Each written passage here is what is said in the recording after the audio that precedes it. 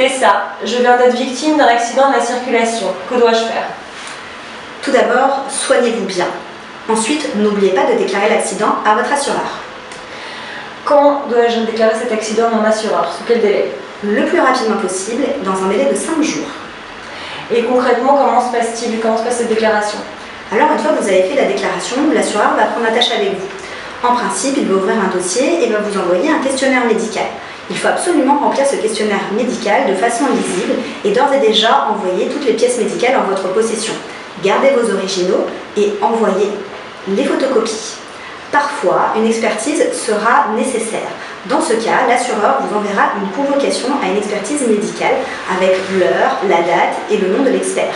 À ce moment-là, il convient de diligenter un médecin conseil et un avocat spécialisé en réparation du dommage corporel pour vous accompagner et être à vos côtés lors de cette expertise médicale.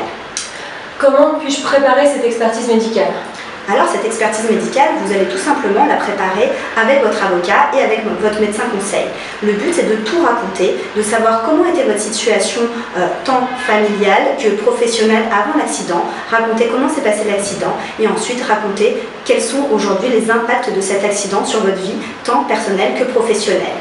Ensuite, l'avocat qui aura préparé au mieux le dossier transmettra les informations au médecin expert de façon à ce que le médecin expert ait déjà toutes les informations avant l'expertise. Quelles sont les étapes ensuite après l'expertise? Une fois l'expertise passée, le médecin expert va envoyer un rapport d'expertise. Ce rapport est très important puisqu'il va en réalité faire un listing de l'ensemble de vos préjudices que vous avez subis. Seul un avocat spécialisé en droit du dommage corporel saura vous dire si, par rapport à votre situation, par rapport à votre accident, l'expert n'a omis aucun poste de préjudice, sachant que le principe est de vous réparer dans votre intégralité.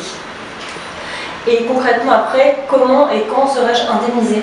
Concrètement après, que va faire l'avocat? L'avocat va transformer, si vous voulez, l'expertise médicale en chiffrage financier.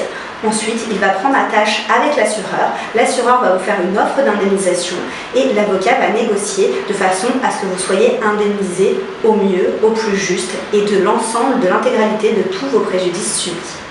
En cas de désaccord, dans ces cas-là, peut-on saisir les tribunaux? Tout à fait. Parfois, nous n'arrivons pas à un accord amiable. Dans ce cas, la voie judiciaire est envisageable. Notre cabinet est à votre disposition pour vous assister dans tous vos dommages corporels par le biais de Tessa Travassac. Merci.